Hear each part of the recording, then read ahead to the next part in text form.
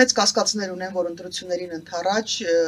Նիկոլ Փաշինյանը ու իր թիմը կամ իրեն սատարող ուժերից որևիցե մեկը որևէ գործողություն կիրականացնի գերիներին վերադարձնելու համար, որովհետև իրենք այդպես են նախատեսել ի սկզբանե, որովհետև իրենք ցանկանում են պայմանավորվածություն է Ալիևի հետ։ Դա Նիկոլ Փաշինյանի վախերի բանում է տեղավորվում, հա, պարադիգմայում է տեղավորվում, բայց դա կապ չունի ինչ է խոսալու Նիկոլ Փաշինյանը, ինչ չի խոսելու Նիկոլ Փաշինյանը։ Ես կարծում եմ, որ բոլոր ուժերը, որոնք որ լոբինգով են զբաղված, որոնք որ արտախորհրդանական են, խորհրդարանական ընդդիմությունը, մնացած բոլորը քաղաքասարակության մեջ մնացած այն ազնիվ նվիրյալ մարդիկ, ում համար իսկապես ոչ թե Նիկոլ Փաշինյանն է